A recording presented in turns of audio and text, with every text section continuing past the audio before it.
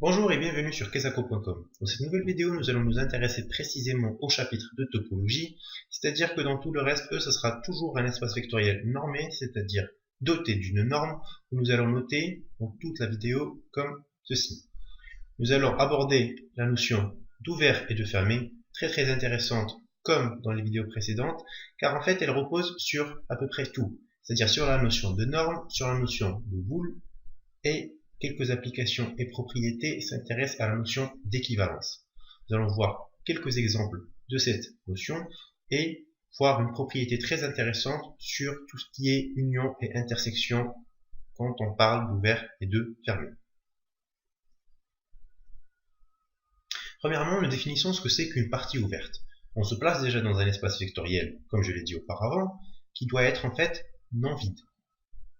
Et ce pour pouvoir prendre une partie O ouverte,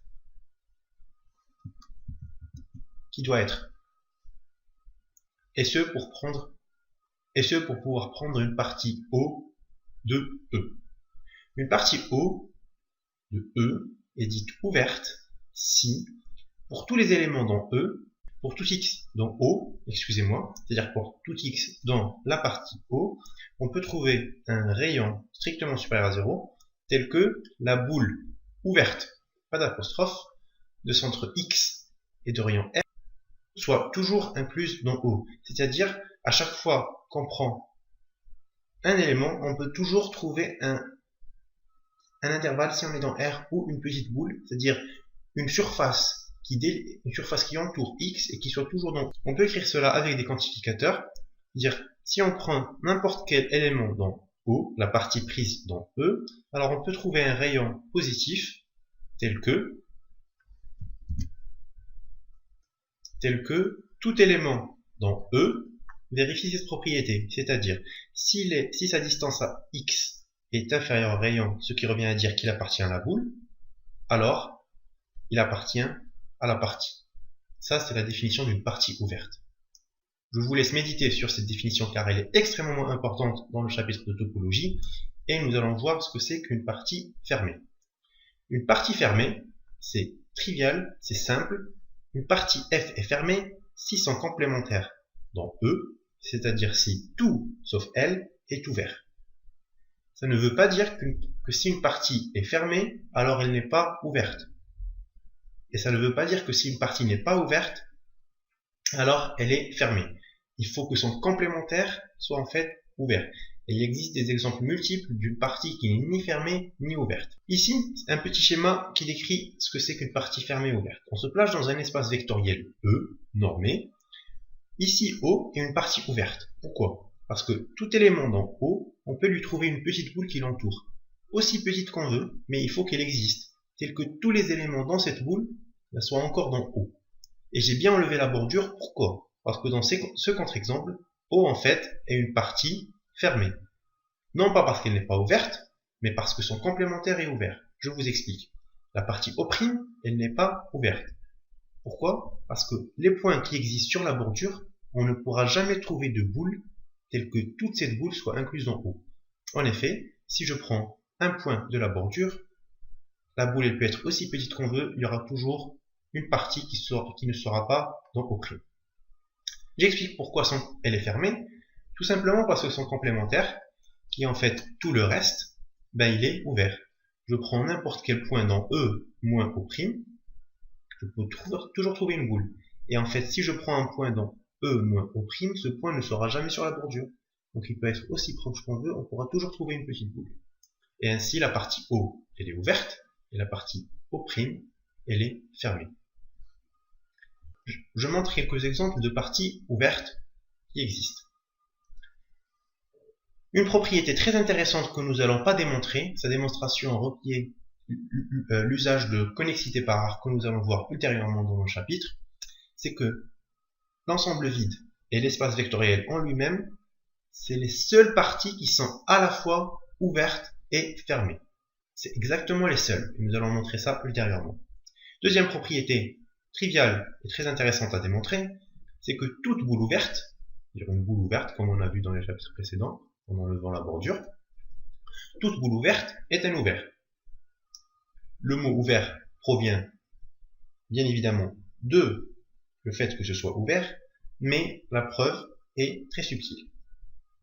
Alors, nous considérons la boule ouverte de centre A et de rayon R. Je vous invite à regarder les vidéos précédentes pour savoir ce que c'est que cette notion. Dans cette boule, on veut montrer que c'est un ouvert.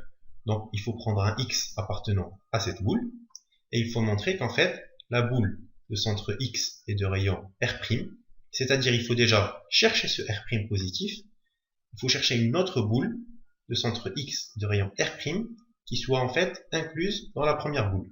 C'est-à-dire, dans ce schéma, si je note ça, c'est la boule de centre A et de rayon R, et je prends un petit X quelque part, ben, il faut en fait pouvoir loger une boule centrée en X de rayon R' qu'il faut chercher, loger cette boule dans B. L'idée, elle est assez simple, elle repose en fait sur l'inégalité triangulaire induite par la notion de norme. Si je prends A comme étant le centre de ma grande boule, et X le centre de la nouvelle boule que je cherche, le rayon de la grande boule est toujours supérieur à la distance de X à A plus ce petit rayon. Donc il suffira de prendre R' comme étant la grand R moins la distance de X à A. Je vous explique pourquoi ça marche. Rigoureusement, on prend déjà un X dans la boule, et on veut chercher un rayon R' tel que la boule de centre X et de rayon R' soit toujours incluse dans la boule initiale de centre A et de rayon R. Comme j'ai dit auparavant, d'après l'inégalité triangulaire, on pense à prendre R' comme le rayon de la boule moins la distance de X à A, c'est-à-dire la distance du nouveau point au centre de la première boule. Et maintenant, je prends un Y dans la nouvelle boule, c'est-à-dire la boule qu'on a créée autour de X, et je veux montrer que Y en fait appartient à l'ancienne boule, c'est-à-dire que cette boule est incluse dans celle-là. Pour faire cela, nous allons donc utiliser l'inégalité triangulaire en incluant le point X dans le calcul. En considérant que ce sont en fait deux vecteurs, je peux utiliser cette inégalité triangulaire et dire que c'est inférieur à la norme de Y moins X plus la norme de X moins A. Comme Y appartient à cette boule, alors Y moins X est en fait strictement inférieur à R', par définition d'une boule ouverte. Et la norme de X moins A, ben en fait c'est exactement la distance de X à A. Et d'après la définition de ce rayon, on déduit que R' plus la distance de X à A, c'est strictement inférieur à R. Donc Y appartient à la boule. Et ainsi, en fait, on a montré que la boule de centre X et de rayon R' est en fait incluse dans la boule de centre A et de rayon R. Et ainsi, on a montré qu'en fait, la boule de centre A et de rayon R comme boule ouverte, quelconque en fait, puisque A et R sont quelconques, est en fait un ouvert. Je vous propose un petit exercice très formateur. Vous allez essayer de montrer que toute partie finie de E est fermée, en montrant évidemment que son complémentaire est un ouvert. Vous commencez par poser F cette partie et dire que comme c'est fini, je peux la dénombrer en n éléments par exemple. Une remarque très intéressante à noter, c'est que si deux normes sont équivalentes sur un ensemble E, alors les ouverts et les fermés de E pour la première norme sont en fait les mêmes ouverts et les mêmes fermés de E pour l'autre norme.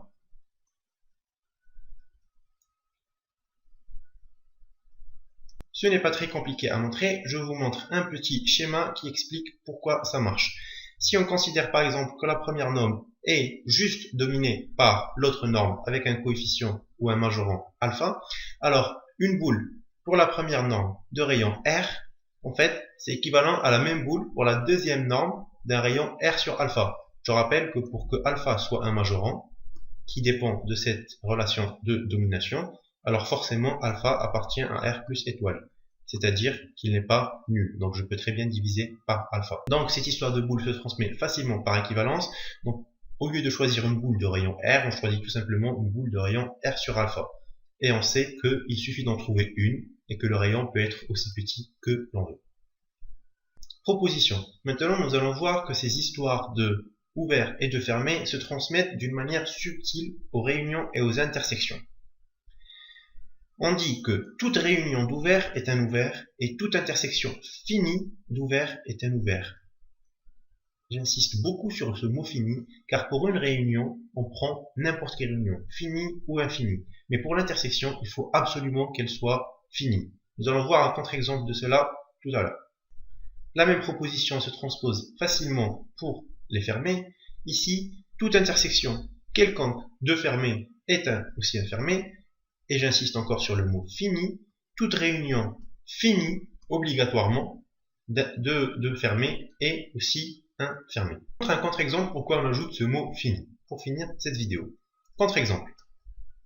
On se place dans R, muni de la valeur absolue, c'est un espace vectoriel normé, c'est F, ma première vidéo sur les normes.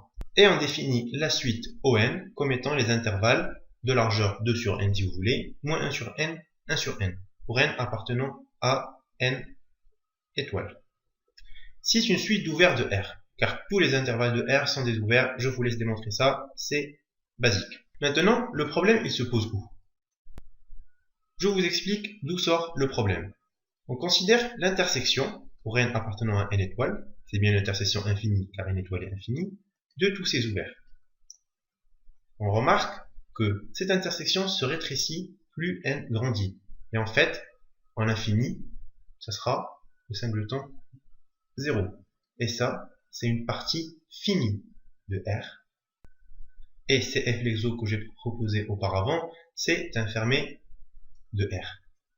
Et on remarque que une intersection infinie d'ouvert a bien donné un fermé. Et donc, ajouter le mot fini dans la proposition précédente est essentiel. Et ainsi, on finit notre vidéo sur les ouverts et les fermés dans un espace vectoriel normé. J'espère que ce fut intéressant. Si vous avez des remarques, n'hésitez pas à me contacter sur cette adresse mail. Merci et bonne journée.